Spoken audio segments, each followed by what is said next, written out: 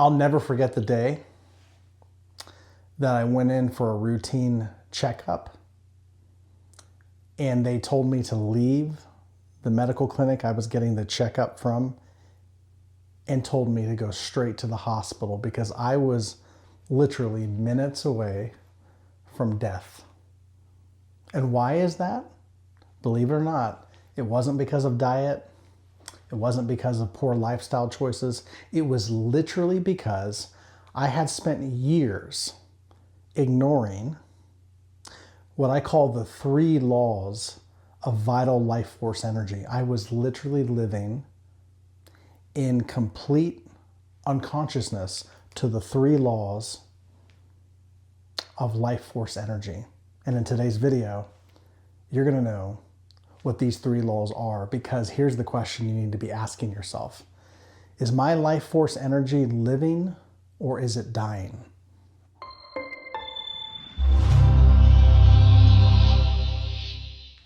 Hi, my name is Jamal Javanji. I am the founder of a company called Free to Love Coaching Solutions, LLC. I am a life coach by profession. I am the author of the Amazon best-selling book, Living for a Living. And I'm super happy that you have tuned in today. And I'm going to encourage you not to skip through this video.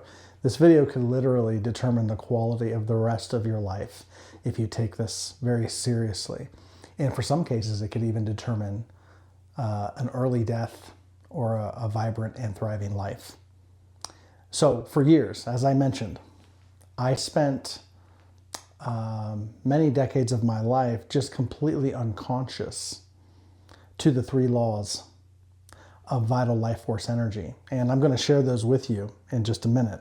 But I wasn't aware of that until I literally, one particular day I was, and I had been for a while, I had been experiencing some low-level headaches, and I didn't realize where they were coming from or what was the root of that. For a while, I just thought I needed to drink more water. Maybe I was dehydrated, but that wasn't it, because the more water I drank, it didn't really improve the symptoms of the headaches. So I decided to go into a clinic and get my blood pressure checked, and the nurse, was a male nurse, walked in the room, and he checked my vitals and started taking my blood pressure. And when he checked my blood pressure, he didn't say anything. He just kind of looked at his device and walked right out of the room. He just walked straight out of the room. And I overheard him talking in the lobby. I thought I could hear him talking to a doctor, and he said, could you come in here and make sure that I'm doing this correctly, or that the equipment is not malfunctioning, because I've never seen anything like this. And so the nurse walks back into the examining room that I was in, and the doctor walks in with him, and the doctor takes my blood pressure using a machine, and he looks at the reading, and he says, "Are you feeling okay?"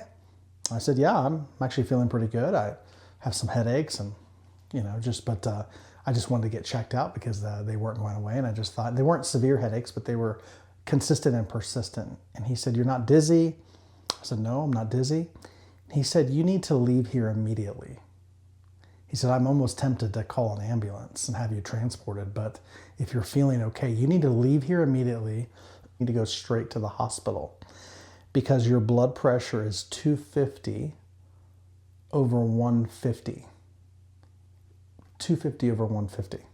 That is actually the reading that people get. That's the blood pressure of folks who are in the middle of a massive heart attack or stroke.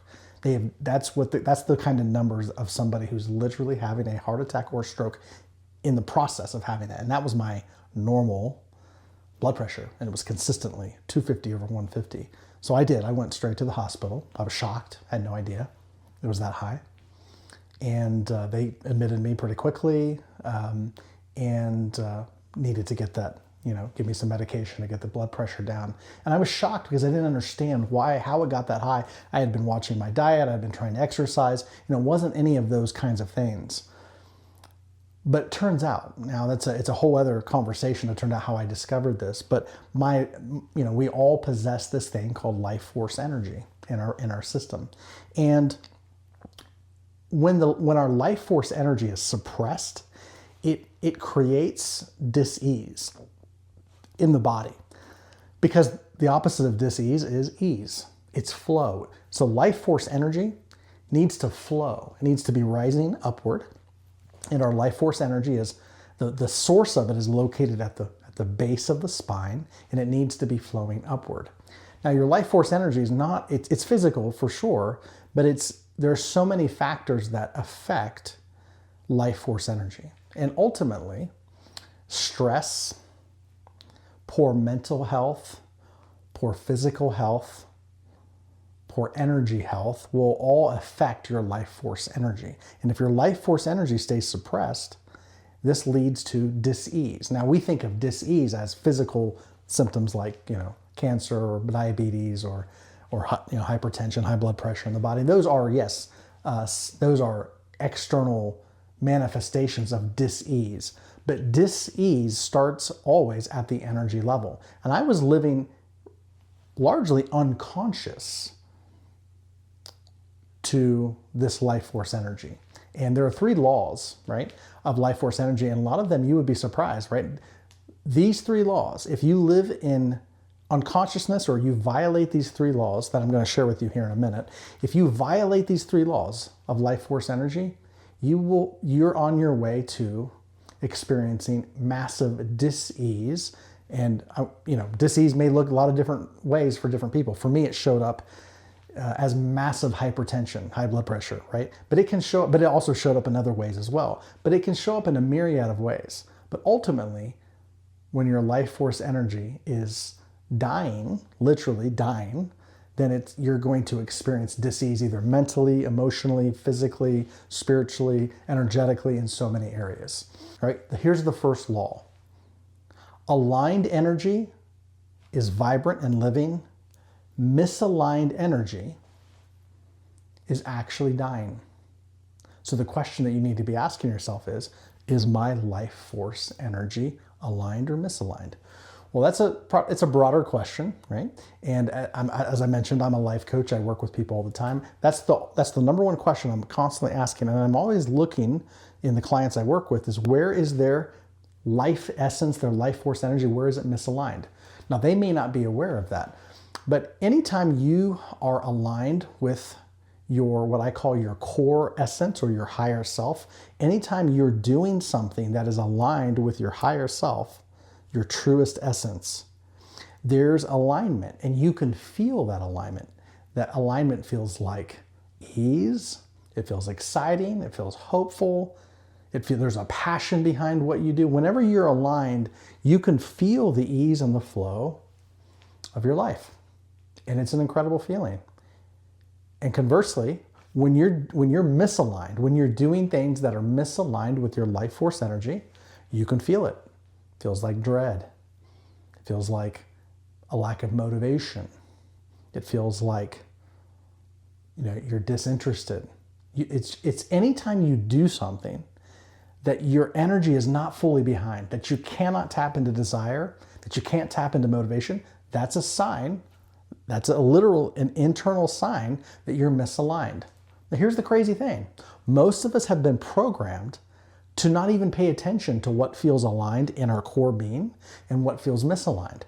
We're trained, this is what you have to do, just do it. We talk about discipline, we talk about, manufacturing goals and motivations so we can do what we need to do. But ultimately, if you're misaligned with your highest essence, you will do a lot of things that you don't want to do in life. And if you do that for too long, that your life force energy is actually just resisting, eventually things will break down, and it'll lead to tension and a breakdown and ease in the system, which is another word for that is dis-ease, right?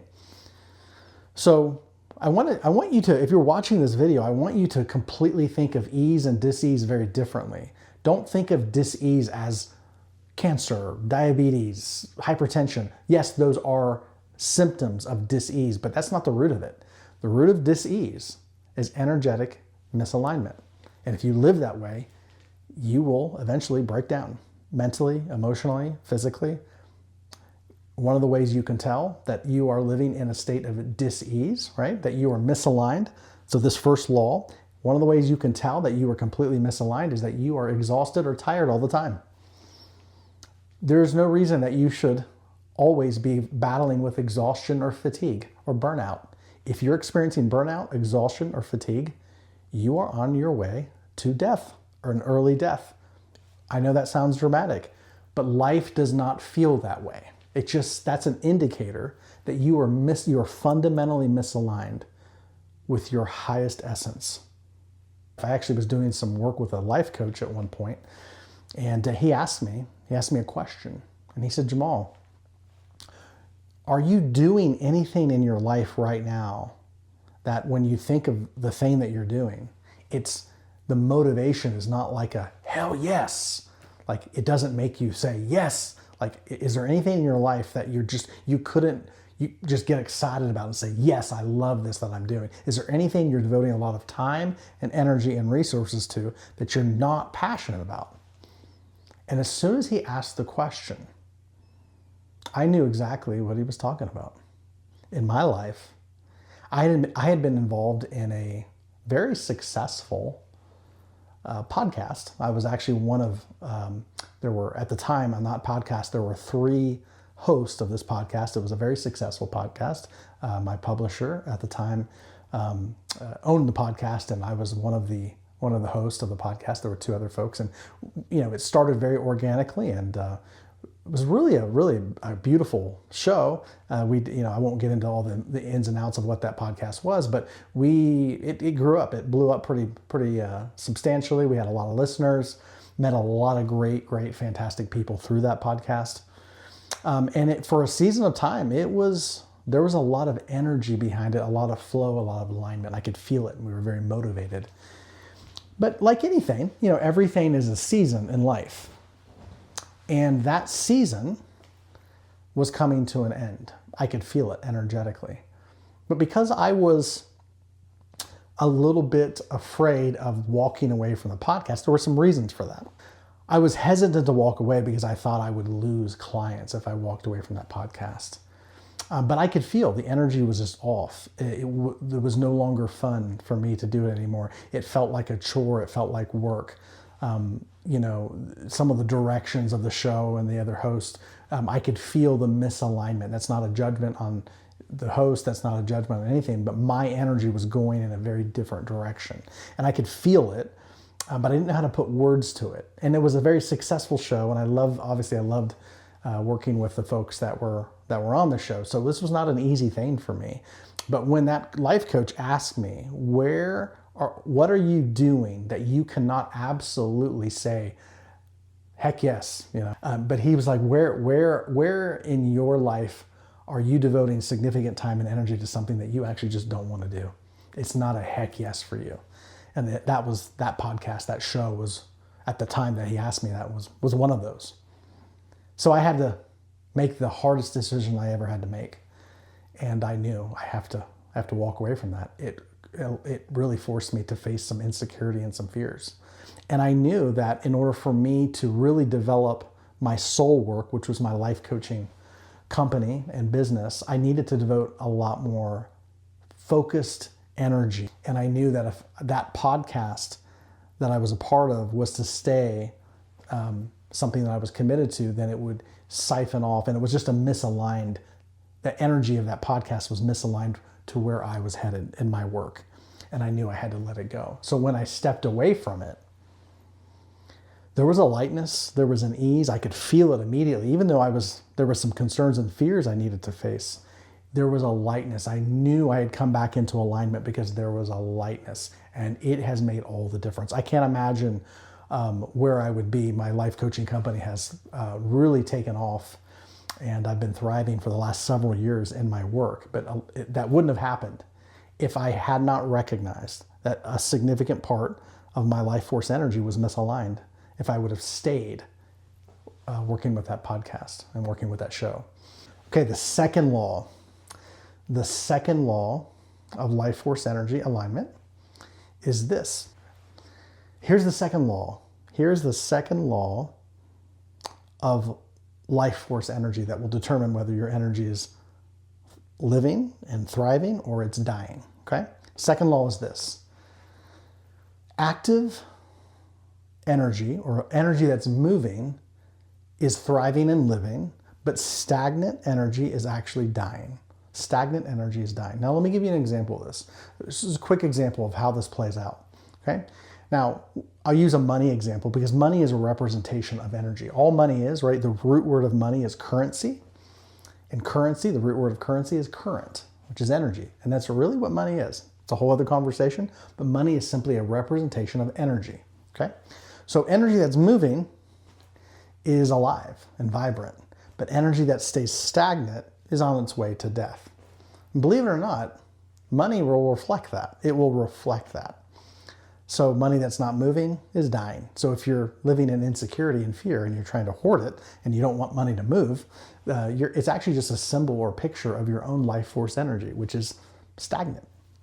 So I'll never forget the time I saw this, probably the most clear, right? And it actually came from an experience I had with my own dad. I had traveled. My dad, if you've been around and know a little bit about my story, I talk about this in my book, Living for a Living. But my dad was born and raised in East Africa, a little island called Zanzibar.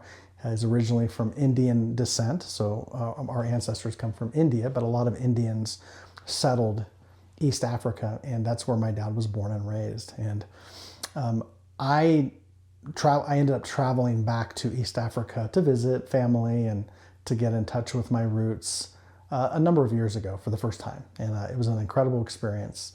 Really, really beautiful part of the world and lots of beautiful people there, great people there. So I asked him, I remember came back and I was planning a second trip back to Africa as an adult. And I just thought it would be a great opportunity to know my dad a little better, to travel with him, and to experience a huge part of his life with him in that part of the world. And I had never really significantly traveled with my dad. So I asked my dad if he would come with me to Africa. And this was many years ago. And he did not want to go. And I remember, for me, it was an opportunity just to spend time with him and to get to know him better and to be with him in his culture. But for him, he didn't see it that way. For him, it was a big inconvenience. But it was an opportunity that I don't think he realized. It was a once in a lifetime opportunity to connect, to bond, to experience something with your son. He didn't see it that way. But I felt really strongly about making that trip. And I actually wanted him to be there with me. I could feel the desire, the alignment of the energy with that. And my mother also felt that, and she thought it would be good for my dad to go. And I remember having a conversation with my dad, and he said, I don't want to. My dad had a lot of insecurity about money and finances. Even though he was fine and had plenty of money, he did feel that sense of, that was part of his journey and background. He always felt lacking, like there wasn't enough. And I remember he felt like it would be a waste of money to purchase a plane ticket to go, to Africa, when there was no real need to go. Somebody wasn't dying or something like that. There was no real emergency to go. So he declined to go. He said no, he's not going to go. He couldn't justify spending the money for the plane ticket. And I accepted that. I understood where he was coming from. I was a little bit disappointed, but I went to Africa anyway and had a great, great time on that second trip. And we did a lot of amazing things. It's a whole other story. But I'll never forget it, what happened when I was on that trip. My dad was involved in a car accident while I was gone on that trip. And he was okay. Thankfully, he was okay. He wasn't severely injured. But his car got pretty banged up. And I believe the deductible, his insurance deductible that he had to pay to get the car fixed, was to the dollar what he would have spent on a plane ticket. And that seemed a little too random to be coincidental for me. And it was a huge lesson for me. And the lesson is this, that if you sit on, right, so for my dad, money, he liked to keep it and hoard it, right? But it became stagnant. If you If your money, and money is just, again, it's just an example of life force energy, but it's not just about money, it's your energy. If you try to conserve your energy because you're afraid of losing it, because you're misaligned, right? And if you live a life that's misaligned, your energy will be depleting constantly.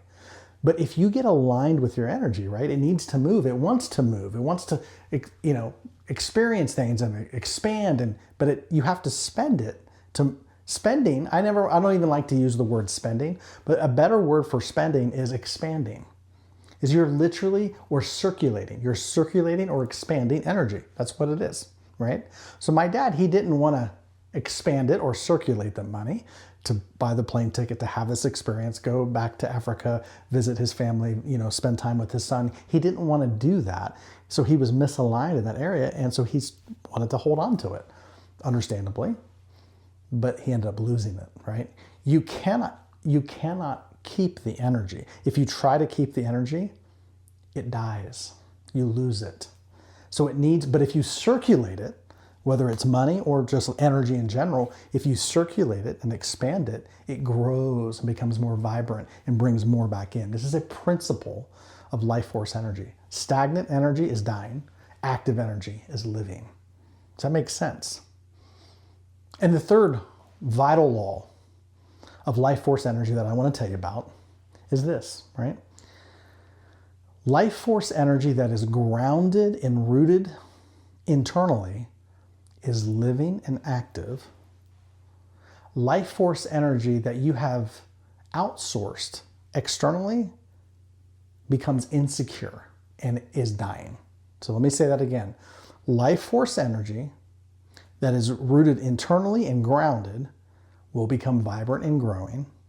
But life force energy that you export to anything external, if you put your security or focus in anything external, the life force energy becomes insecure, unstable, and is on the way to death. I'll give you a perfect example of this from a coaching client of mine. Okay, She encountered a change in her employment. She was working for a company, and then she ended up transitioning on after her contract expired, and she was in a season where she was between employment and jobs. And during that season, she started to feel very, very insecure or unsafe, not just financially, because she was okay financially, but just this idea of she felt like she was on a holding pattern, like she was waiting for something to happen. And this didn't feel good. She felt like she was wasting her time. Her life was kind of wasting away because she was between quote unquote jobs or employment. And she just felt like she couldn't be who she is in the world and really can't step into her gifts until she found the right job or the next job where she could put her focus and energy into.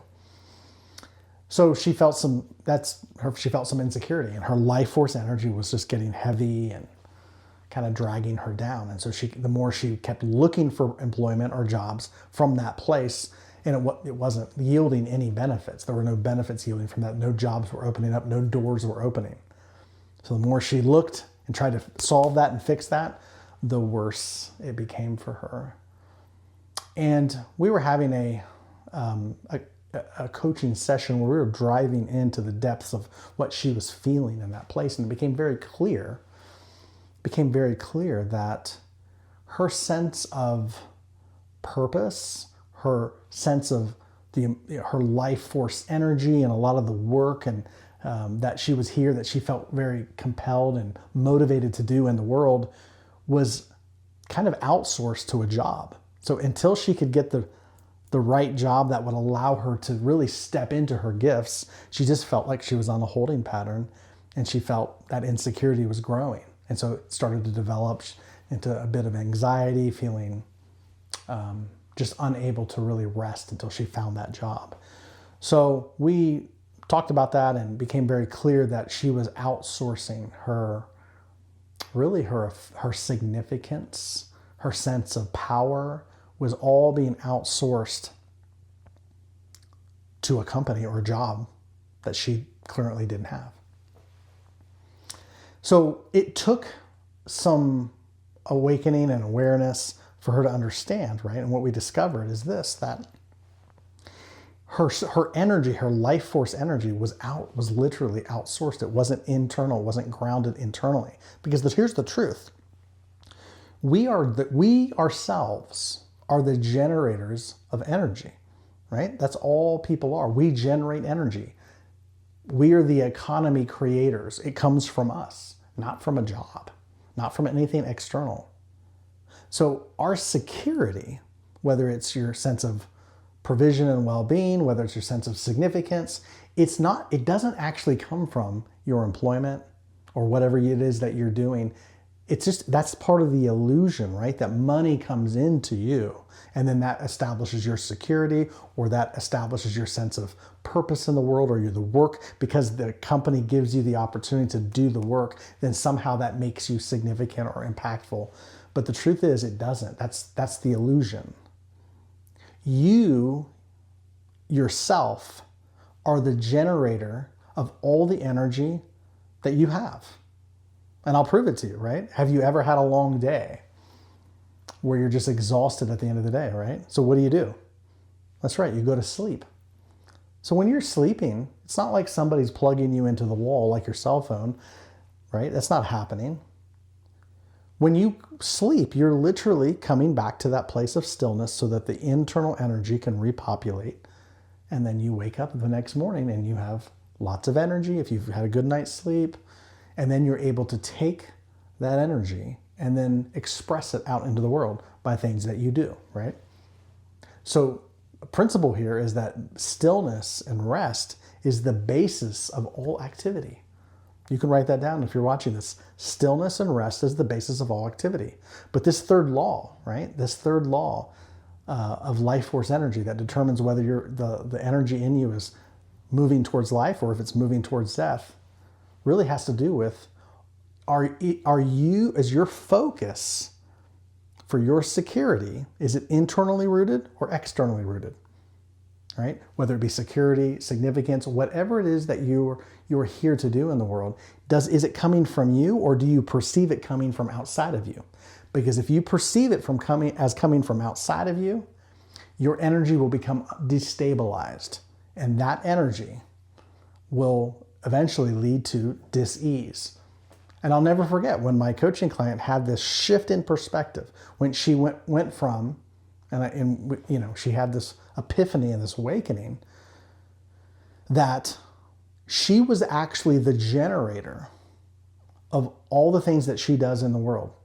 It comes from her. All the things she wanted to achieve and experience through a job was actually just coming from her. So when she understood that and made that shift, she then realized, I don't have to wait till I get employed to start working and doing the things that I'm here to do in the world. I'm going to do, obviously it's going to look different when she's, outside of a company or time that she was devoting typically to her profession. She was going to have to get creative about how she can still do her work in the world when she's between, contracts or between employment. But she did. She understood. I don't have to wait. Everything that I am, everything that I want to do in life does not come from some opportunity out here. It comes from me generating it. And she just started going to work. Even though she didn't have a quote unquote job, she started going to work every day, cultivating that energy, feeling good, getting grounded, and then expanding it outward. And it was incredible what happened right after that. She found a incredible startup company that is doing incredible things in the world. They brought her on the team, and that's unfolding. And it's an incredible thing. But that didn't happen until she had this shift, until she stopped looking for the security through a job externally and started to realize that she was the generator of whatever opportunity that she experienced out here. So she stopped waiting, she started living, she was internally rooted, and then she came into alignment with life force energy, and her life just took off. It's amazing what internal shifts can produce. And literally that internal shift brought into her field of awareness this new startup company. She got aligned with it, and she's now a vital part of the team. Incredible, incredible transformation just from getting aligned with this third law of life force energy, right? This third law that it must be internally rooted, not externally sourced. As you know, I'm a life coach, and it is my deep, deep honor and pleasure to really help people get aligned energetically. I actually have a 90-day program that is designed to help folks get into alignment with their energetic essence, with their core essence, so that they're not living misaligned. This is a 90-day program called the Energy Acquisition System. Here's a little more information about that. I just wasn't sleeping anymore.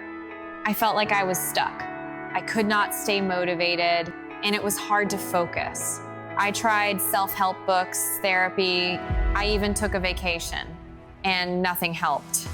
And then I found a personal coaching system that gave me back my life. Hi, Jamal. What she discovered is the Energy Acquisition System developed by Jamal Javanji, a globally recognized coach featured on Fox Network, Newsmax TV, and an Amazon best-selling author with over 100 podcast episodes guiding listeners and transforming men and women worldwide. My 90-day coaching system is for anyone looking for a renewed sense of vitality and well-being.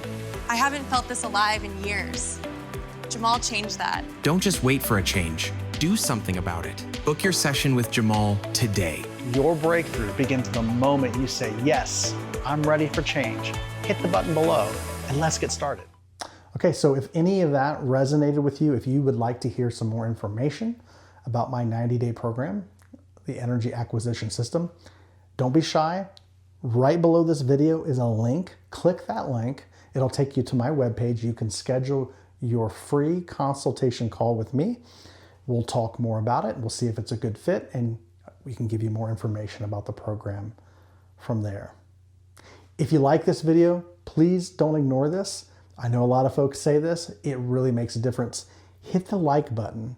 It's totally free. It takes just a second, but it really helps this video get out to more people. Hit the like button, subscribe to the channel, and you will be doing me a massive favor just by doing that. That's a way you can give back if this video has been helpful for you in any way. Thank you for being a part of this community here. Thank you for watching this video. I'd love to hear from you. Don't just like the video. Please do like the video. Subscribe to the channel, but leave a comment. Leave a comment in the comment section. I'm just curious, if you're watching this video, what did you take away? What is your one takeaway from what was shared in this video? Please leave it in the comment section. That also helps the algorithm, helps it, get the word out about this video. But I'm also curious as to who's watching this and what your takeaway is. Don't be shy. Please just put that in the comment section. Love to hear what you're taking away from this video. Until next time, take care.